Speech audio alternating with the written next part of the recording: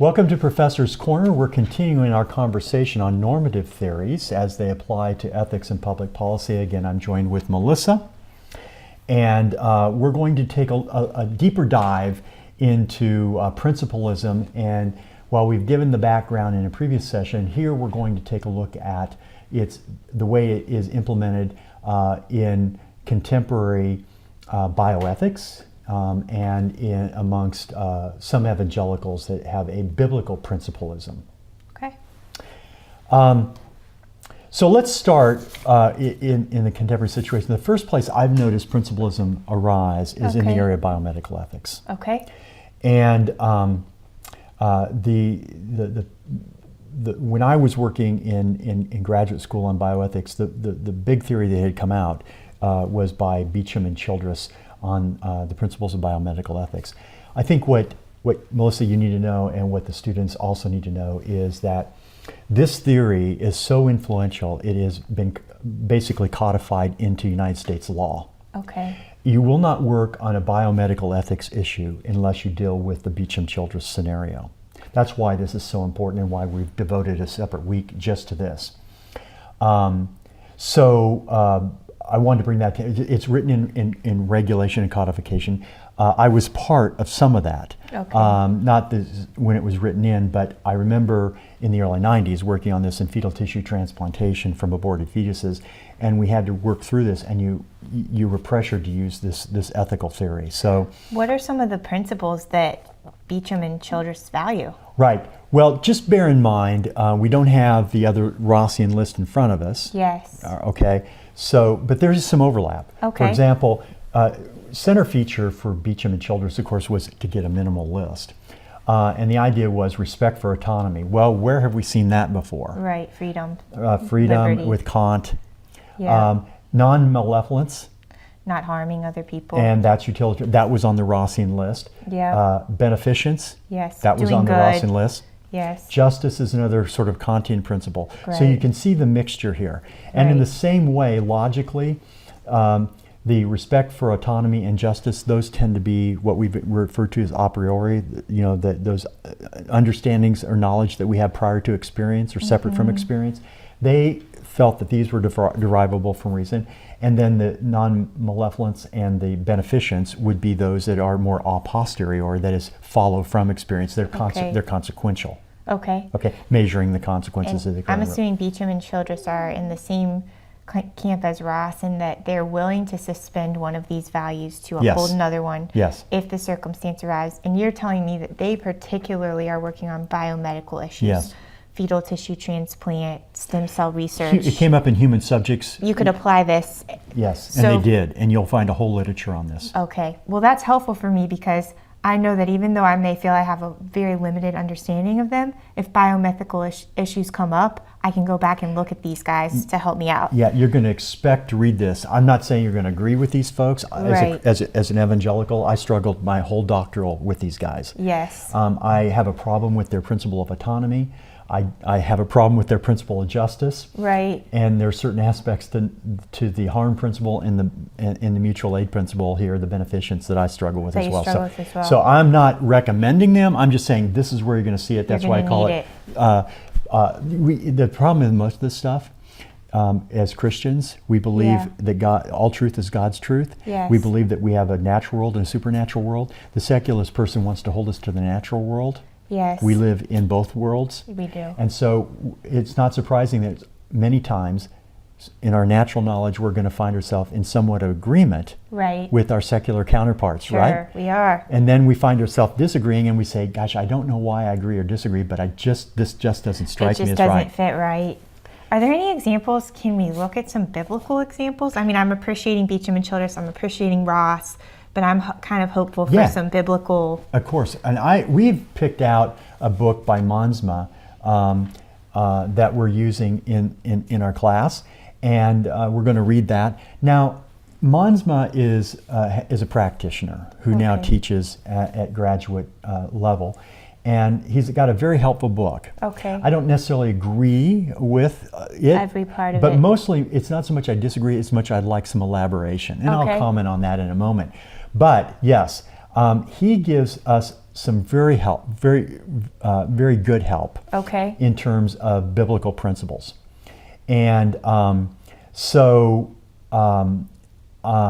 and you can work through the book, and he gives them different nomenclature, but yes, they're there nevertheless. So let's look at some of the types of principles that he has. And I want to make some observations that I noticed they kind of matched my understanding of the Bible and the way it plays exactly. out. I'm hearing justice. I'm thinking some of the specifically Old Testament cases. Solidarity, I'm thinking unity. Yes. Civil society, I'm thinking, I'm studying, or if I've looked at the book of Acts some, and I'm thinking about how do you organize a society. You know, you've got your government structure, you've got and then creation, sin, redemption, that's the gospel strand. So I'm already hearing biblical language here. I don't need to go any further, you got it, and the students will read about it as well. So let's move on. There's some subtle differences in his solidarity. I don't think he thought of solidarity as being a coercive concept. I think he thought it as a voluntary. But you'll get that when you read the book. Just as you're reading through this, and I've just abbreviated his chapter heads, but the principles are there. Great. And he applies them to different issues that we're trying to match up with the Bloom book as well, so that the students can get as best they can. I know that there's a disconnect. It's hard to find a textbook. Right. Very hard to find a textbook that does all this. We've spent a lot of time trying to find the match. Right, but but the nice thing is we're pairing items so we can get as close as we can. And we're staying in an area where students, yourself and the students, you're going to be in the real world. So you just as well start getting hit with the biggest and toughest arguments. And if you find yourself frustrated because it's hard to stay up intellectually, hey, welcome to the party. It's part of being an evangelical. I've been at this for about 27 years, and I still am working. Every day is a new day for me on these issues. So don't be discouraged. Hang in there. Right. My approach to teaching is not to be punitive, but to help folks through. Right. So that's why we've got this book, for example, to help us. We're going to enrich our theological understanding. Yes. So in that context, is there anything else that you feel like we need to know? We've talked about some of his principles. Are there any other observations or things we need to know about Montsma? Let's walk through these principles. First of all, his principles look to be all dealing with social issues and not the autonomy principle. Yes. Childress was dealing with both that two-tier structure. Yes. Right? I don't notice the two-tier structure. I'm not saying that Montsma doesn't hold it. I just don't notice it in his principles. It's clearly working on the social principles. Number two, early on, and I won't spend a lot of time on this, but he makes a point. You know, we talked about cultural background in week one. We did. Okay. He is, with evangelicals, this is an intramural debate between Christian America and Christian heritage. Yes. Christian America is our founding fathers, all were more or less evangelicals by and large. Right. Christian heritage, they weren't. There were some, many were not. They weren't necessarily deists. They had some unorthodox views about God. Some might have been deists. There were some that are evangelicals, solid evangelicals, right? So you're saying Montsma lines up in that camp. He is a Christian heritage. Okay. He's not going to be a Christian America kind of guy. Okay.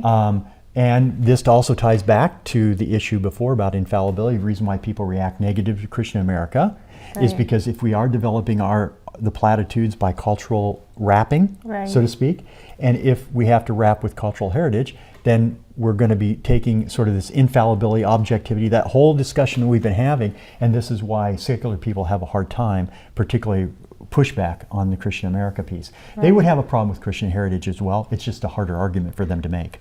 How does Montsma actually gather his principles? What's his sort of process? Is he inferring them? It's it's not based on self-evidence. It's based on biblical exegesis, which is another feature that he has. So it's not by the Kantian reasoning process, and it's not by the self-evidence of Ross, but it's on biblical exegesis. Another thing is his system doesn't really provide a systematic rationale to handle interactions of the prioritization between principles. I just didn't notice that when I read the book. There's some conflicts. I'm sure that he would be, again, borrowing from the same intellectual structure. If he didn't, we could certainly supply it that Ross had about some transcending. But his is largely an inventory of I don't think that he was thinking of himself as a Rossian principalist. I've actually given him that title. It'd probably not be fair to him, but I've given it to him because that's indeed what he's trying to do. What he's trying to do. What are some advantages of principlism overall? I mean, are there things that you think are really good about it? Right. Well, I think that he gives us a richer notion in terms of how Christians can think about, ethical content to flesh out these platitudes that we have through natural reason. I did want to make an observation before I jump too far, though, is that Mansman doesn't give us a lot of help on how to take his system into the public square debate. Okay. Right. So he's going to. So we are still trying to make that leap, but Christian heritage or Christian America, regardless, he still has the same problem.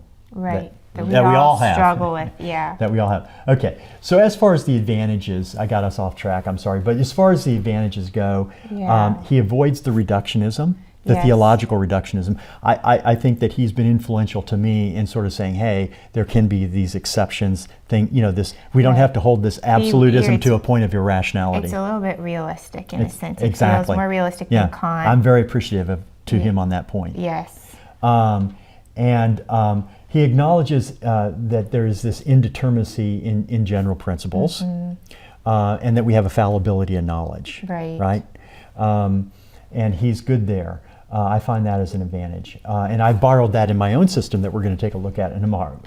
You'll see the influences of him in just a moment in the next present session when we talk about the system I'm sort of going to be looking at teaching. I think something I appreciate about him is this idea that I can suspend a principle and it doesn't mean that I don't hold it anymore. That's right. And that makes me more comfortable. You haven't abrogated it. Than feeling like I've thrown it out the window. Yep. He's saying I can still have both, but I might have to put one above the other. That's right. And what that means is you can explain the existence of moral conflict in a more practical level way. Right. And this is very helpful because as we get into the particularities of a public policy process, we're moving from ethereal abstraction right down, and you can't put a square peg in a round hole.